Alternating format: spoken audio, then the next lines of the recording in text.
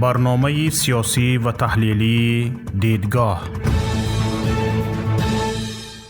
درود و سلام به یکایک شما بینندگان عزیز و شنوندگان گرامی رادیوی پیام.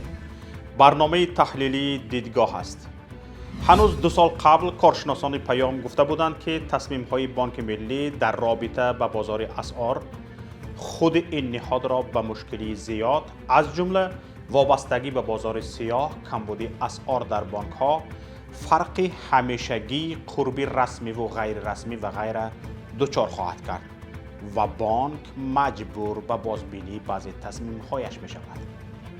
حالا بانک ملی تاجیکستان ضمن یک تصحیح قربی سامانه را نسبت به اسعار خارجی با قربی بازار سیاه برابر کرد. در برنامه امروزه کوشش میکنیم درباره اعتراف بانک ملی از بازار سیاه اسعار و چگونه مجبور شدنش به برابرسازی قربی رسمی سامانی با قربی بازار سیاه با کمک کارشناس روشنی اندازیم.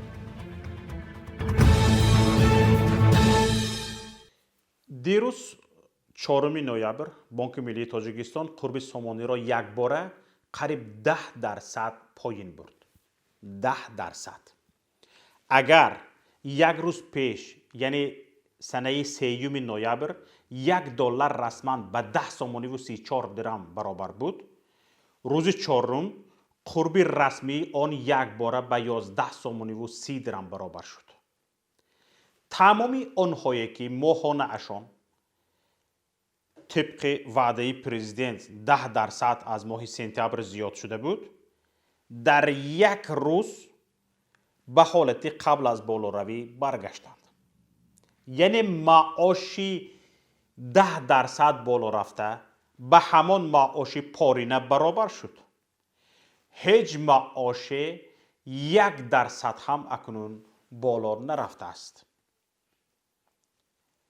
احوال همین خیل رود کپه کارمندانی بودجوی دود میکند. الله نشان ندهد. یعنی 10% بالا رفتن نیو شاید با به حساب گرفتن قرب اسعار خارجی خصوصا دلار می شود گفت که اکنون معاش کارمندان بودجوی پایان می رود. حالا بیایید به شرح موضوع می پردازیم.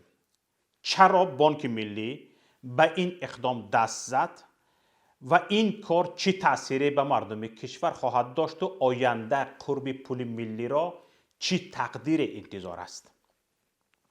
ما با این و دیگر سوال ها به کارشناس مسائل اقتصادی عبدالمنان شیرعلیف مراجعت کردیم. حالا سوال اولی من پس از سلام به شما گرامی این است که چرا حکومت مجبور به پایین بردن قرب پول ملی شد؟ خب بالاخره حکومت مجبور شد قربی رسمی را با قربی بازار برابر کند و سببش را هم یکی از سببش را همین امید است که برابر کردن قربی رسمی با قربی بازار، زیرا حکومت نمیتواند از این بیشتر قربی پول ملی را نگاه دارد چون امکانش نداشت و با این شرح حکومت نه تنها اعتراف کرد که در تاجیکستان بازار سیاه وجود دارد چون که تمام عوض اسعار از طرف بانک ملی بانک ها منوپول کرده شده و کسی حق شخص های واقعی حقوقی حق عوض اسعار را ندارد. لیکن با این تصمیم و با این اعلانش اعتراف کرد که بازار زیاد در تاجیکستان وجود دارد و تاثیرش هم به سیاست بانکی کشور کم نیست. سببی محض در همین مرحله گرفتن این تصمیم به چند عامل بستگی دارد و اولین اساس‌ترین عاملش این است که حکومت از این بیشتر نمیتوانست قربی که بیشتر معین کرده بود نگاه دارد. بنابراین مجبور شد زیر فشارها و چند عامل این قرب را پایان برد، قرب پول ملی را. عامل اول این نبودن اسعار در کشور و نیاز بسیار شدیدی بخش واردات به اسعار است. بنابراین دولت مجبور شد با قرب بازار برابر کند چون در عکس حال бозори расмии воридот метавонад зарба бинад ва кам кам ба бозори ғайрирасмӣ кӯчад. Яъне воридоти расмӣ ба воридоти ғайрирасмӣ табдил ёбад. бинобар ин давлат маҷбур буд барои таъмини воридкунандаҳо бо асъори хориҷӣ қурби бонкро бо қурби бозор баробар кунад. омили дуввум ниёзи худи давлат дар айни замон ба асъор аст, ки ҳоло замони пардохти қарзҳо мебошад ва давлат барои пардохтани қарзҳои хориҷиаш, ки муҳлати пардохтаи ҳарсолааш одатан дар тирамоҳ фаро мерасад, бояд асъори зиёд харидорӣ кунад ва чун фарқ байни бозору байни бонкҳо зиёд аст ва касе ба бонкҳо доллар намебарад, асъори хориҷӣ намебарад барои иваз кунӣ. ҳамин хотир давлат маҷбур шуд ин корро кунад, то ҳамон асъори мавриди ниёзашро харидорӣ карда тавонад. воридоти расмӣ ва ғайри расмӣ аз ҳам чӣ фарқ доранд? воридоти расмӣ тавассути бонк сурат мегирад, яъне маблағи маҳсулоти воридшаванда тавассути бонк аз як кишвар ба кишвари дигар фиристода мешавад ва дар ин сурат пинҳон кардани ҳаҷми воридот ва гурехтан аз пардохти боҷу андоз тақрибан ғайриимкон аст. аммо воридоти ғайрирасмӣ ин аст, ки пул маблағи барои воридот ирсолшаванда ё ғайрирасмӣ бо таври қочоқ аз кишвар берун бурда мешавад, ё ин ки дар шароити имрӯзи Тоҷикистон ҳамон пулҳое ки тавассути перекидка интиқол мешаванд, дар дасти воридкунанда қарор мегирад. Яъне шарҳеш ин аст, ки масалан як нафар ҳамон интиқолидиҳандаи пул фарзанд аз 20 муҳоҷир пулие ки онҳо ба Тоҷикистон интиқол доданаянд мегирад ва онро ба ҳамон тоҷире ки масалан аз Русия ба Тоҷикистон бор меорад, пулҳоро месупорад ва ин тоҷир айни ҳамин пулро дар Тоҷикистон ба хонаводаи муҳоҷирон тақсим мекунад. Яъне пул аз кишвар ба кишвар интиқол намешавад, аммо амалиёт сурат мегирад. ва вақте ки пул расман тавассути бонк ирсол нашуд, ин пинҳон кардани қисман ё ҳатто тамоми маҳсулоти воридкунанда барои тоҷир, яъне импортёр, бо пардохти ришва ба кормандони гумрук осонтар мешавад ва ӯ метавонад, ки аз пардохти боҷу андоз фирор кунад, ки дар натиҷа ин таъсир мекунад ба буҷаи кишвар ва маҷмӯи маҳсулоти нишондиҳандаҳои маҷмӯи маҳсулоти дохилӣ. оё ин тасмими Бонки Миллии Тоҷикистон пулҳоро ба бонкҳо бармегардонанд ва камбуди асъор бартараф мешавад? На, фикр накунам, балки ин метавонад баръакс боиси афтиши бештари қурби сомонии пули миллӣ шавад.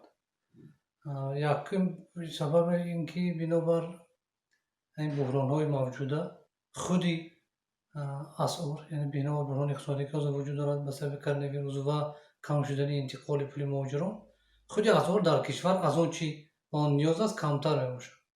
ва ҳатто агар тамоми пулҳои вазшаванда, яъне тамоми асъор аз бозори сиёҳ ба бонкҳо ҳам кӯчанд, дар ин сурат ҳам наметавонад ба давлат кӯмак кунад, чунки худи ҳамин асъор дар кишвар камтар аст. сабаби дуюм ин аст, ки худи ҳамин камбуди асъор бозори сиёҳро водор ба ворид шудан ва рақобат бо давлат мекунад, бо мақомот, ва бозор барои ҷалби бештари асъор қурби сомониро аз он чи ҳозир ҳаст поёнтар мебарад. Яъне агар ҳозир дар бозор то ин рӯз 11 сомони 30 дирҳам буд ва давлат маҷбур шуд барои харидани асъор онро ба ҳамон сад барорад қурби расмиро, бозор боз онро поёнтар мебарад, қурби пули миллиро, яъне қурби асъорро болотар, ва боз дубора фарқ байни ҳарду, яъне бозори сиёҳи қурби расмӣ пайдо мешавад ва мардум боз ба ҳамон бозори сиёҳ муроҷиат мекунанд. сабаби сеюм ин аст, ки монополияи ивази асъоре ки давлат чанд сол пеш кард ва монополияи интиқоли пул ки давлат онро зери назорат гирифт ва пулҳои асъори интиқолшавандаро на бо ҳамон шакле ки интиқол шуд, балки бо пули миллӣ пардохт мекунад. این سبب با این باعث شده است که نه تنها عوض اسعار بلکه خود انتقال پول هم از بانک به بازار سیاه کشد. حالا اکثر پول‌های انتقال شونده توسط بازار سیاه انتقال می‌شوند و در دست صرافان قرار می‌گیرند که در بازار سیاه به عوض اسعار مشغولند و آنها به هیچ وجه پول‌ها این اسعار را به بانک نمیبرند. آنها خودشون با آن نیاز بیشتر دارند. برادر عبدالمنان، می گفتید که چرا در تاجیکستان قرب پول را دولت معین میکند نه بازار؟ خب هدف دولت از زیر کنترل گرفتن قرب پول ملی این است که اون رو از لغزش‌ها و افتش‌ها از تاثیر حوادث بخصوص در زمان بحران‌ها نگه دارد و در برخی موردها این کار یعنی پسندیده هم است. بله. بجای اون سبب‌های واقعیش پیدا کرد که این کار ضرورت دارد و تاجیکستان در این کار تنها نیست و کشورهایی هستند کم هم نیستند که قرب پولشون رو دولت معین میکنند، ولی اینجا حداقل یک فرق هست بین تاجیکستان و اون کشورها و این فرق مثلا کشورهای عربی خلیج فارس این کار میکنند که قرب پولهاشون سعودی و امارات و قطر اینا قرب پولهاشون هرگز نسبتی فرض کنیم دلار تغییر نمی‌یابد، یعنی یک عدد قرار می‌ایستد. و فرق این کشورها از تاجیکستان این است که فرق بین صادرات و واردات اونها چندان بزرگ نیست و دولت و اقتصاد این کشورها هرگز نیازی زیاد به اسعار پیدا نمی‌کند، کمبود اسعار در آن دیده نمی‌شود و با حوادث و مشکلات مثل تاجیکستان که یک باره دلار اسعار از بازار غیب میزند کم میشود و این کار دچار نمیشود. اما در مسئله تاجیکستان مشکل این است که 70% به حساب‌های بنده 70% صادرات تاجیکستان و واردات اسعار به کشور در نتیجه اون رو صادرات قوه کاری تشکیل میده، یعنی رفتن مهاجران برای کار به کشورهای دیگر به ایصال پول از صادرات مهنت و در نتیجه تاجیکستان همیشه به عامل‌های بیرونی وابسته از اقتصاد تاجیکستان، مثلا به بحران یا رشد اقتصاد در روسیه، حتی با نرخ نفت که تاجیکستان نه استحصال میکند نه کارکرد میکند و اصلا به نفت هیچ بستگی تاجیکستان ندارد، لیکن از نرخ اون اقتصاد تاجیکستان وابستگی دارد، چون که تاجیکستان به اقتصاد روسیه به سبب مهاجرت وابستگی دارد و اقتصاد روسیه به نفت، به نرخ نفت. اینجا میخوام بپرسم که قرب نو به اندیشه شما چند زمان دیگر نگاه داشته خواهد شد؟ بازار و در شرایط امروزه در موضوع بحث ما بازار سیاه اسعار در تاجیکستان همیشه سریعتر از مقامات و حوادث واکنش نشون میدهد و دولت یا مقامات هرگز نمیتونند با بازار رقابت کنند اگر به شرطی که خود را از بازار جدا کرده باشند. به مثال کار امروزه بانک ملی که خودش از بازار اسعار از بازار خرید و فروش و انتقال جدا کرده است. اما در مسئله اینکه قرب تا چه حد نگاه داشته خواهد شد، یا من فکر میکنم قرب امروز معین کرده کشور یا تنیختر دیروز معین کرده بانک ملی یعنی 11 سامانوسی درام یا در همین سطح کمی بالای پایان حد اکثر تا بهار میتواند ادامه کند و بهار و حتی بر وقتتر شاید بانک ملی مجبور میشود که قرب رو باید با دیگر در همین سطح یا که حتی بیشتر از اون پایان برد، اگر به شرطی که اون رو کم کم وابسته به طلبات پایان بردن نگیرد خیلی نگاه دارد، مجبور شد که بعد 4-5 ماه یا 3-4 ماه با همین عملش تکرار کنم. تشکر برای شرکت در برنامه ما. خب تشکر به شما و بینندگان گرامی شما. خدا نگهدار. تماشابینان عزیز، هم صحبت ما کارشناسی مسائل اقتصادی عبدالمنان شیرعلیف بودند. اینجا نهایت برنامه امروزه ماست. برنامه های دیگری ما را در شبکه های اجتماعی و پایگاه پیام نقطه پیگیری کنید. لطفاً مشترک شدن به کانال یوتیوبی ما و نوشتن نظر خود درباره نوار را فراموش نکنید. پخش تگمه لایک را لطفاً دریغ ندارید. همچنین پخش تگمه زنگوله به شما امکان می‌دهد که برابر نشر نوارهای ما در یوتیوب شما در حال باخبر شوید. در پناه الله بمانید. خیر، با امید دیدار در روز دیگر. السلام علیکم و رحمت الله.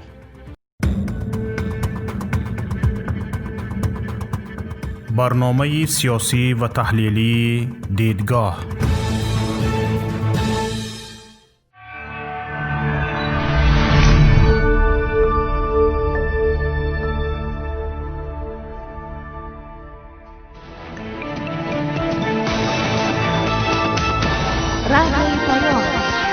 در فضای سیاست صدای جدید.